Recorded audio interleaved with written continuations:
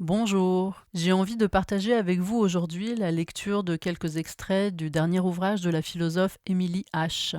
De la génération, enquête sur sa disparition et son remplacement par la production, qui vient de paraître aux éditions La Découverte dans la collection Les Empêcheurs de penser en rond. Je vais vous lire quelques extraits de l'introduction pour vous donner envie de lire la suite. Toute société a besoin d'un passé. Il n'y a pas de nous sans son mythe de création. Or, poursuit Illich, la machine qui tissa le passé de la société industrielle, c'est l'histoire. Tout au long du XIXe siècle, elle a déroulé son propre mythe de création, modifiant notre origine géographique, notre place dans la chaîne des êtres, au sein des autres peuples, comme notre mode d'appartenance à notre Dieu. Nous nous sommes dotés d'un mythe alternatif à celui de provenance biblique, en reculant nos origines du Proche-Orient jusqu'en Inde. Nous nous sommes exceptés du règne animal et de la chaîne alimentaire du vivant, en nous considérant uniquement comme des prédateurs et non plus comme des proies. Nous nous sommes découverts à l'origine de la révolution néolithique, autrement dit de la civilisation. Et nous estimons hériter de la seule religion ayant réussi à se séculariser et à avoir accouché de la modernité. Tout à la fois mythe d'auto-engendrement, arrachement au monde sensible et histoire de progrès, ce mythe exceptionnaliste a été inventé 1000 fois et en 1000 lieux sur des périmètres différents. Et cette plurivocité, comme son habitude de se cacher derrière un exceptionnalisme humain, au-delà de la seule société industrielle, le rend particulièrement robuste.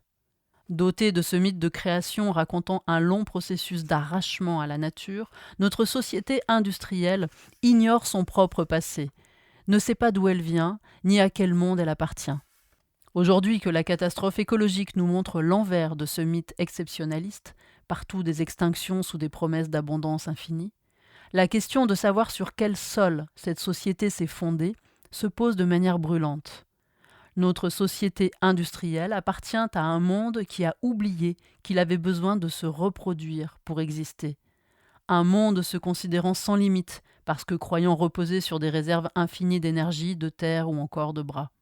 Difficile de tracer un contraste plus grand avec les sociétés de subsistance qui l'ont précédé, où la question de la génération était centrale.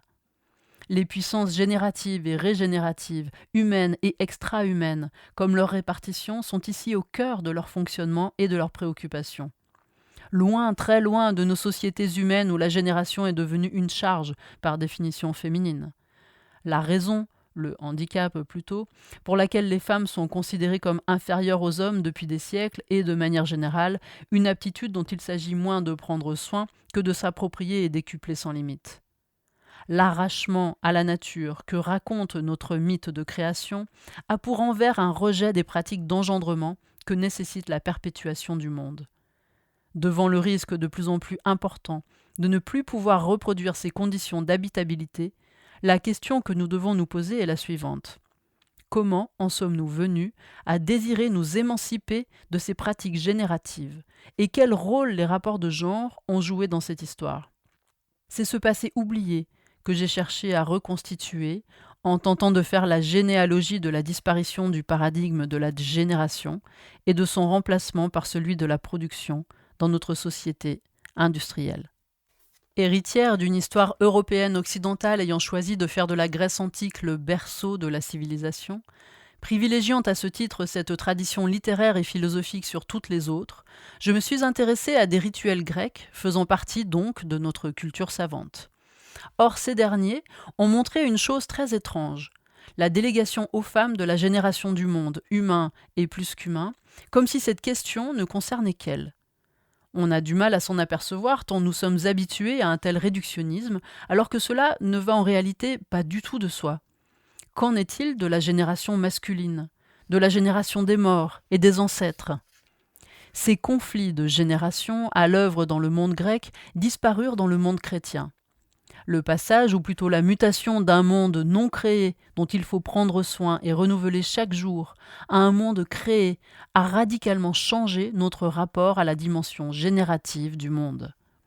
Dans un monde créé une fois pour toutes, il n'y a pas besoin de se préoccuper de le reproduire. La Providence se charge de tout. Autrement dit, ces conflits de génération disparurent parce que la génération elle-même, en tant que paradigme, disparut, recouvert par celui de création. La disparition de la dimension féminine du divin dans les monothéismes demandait à recevoir enfin l'attention méritée, mais je ne l'attrapais pas par le bon bout.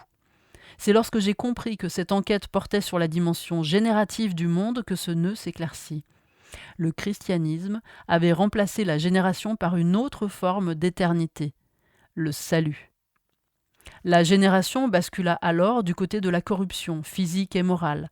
Elle commença à être dénigrée et fut identifiée aux femmes, en rivalité avec le Dieu unique masculin, prétendant prendre en charge la véritable régénération du monde.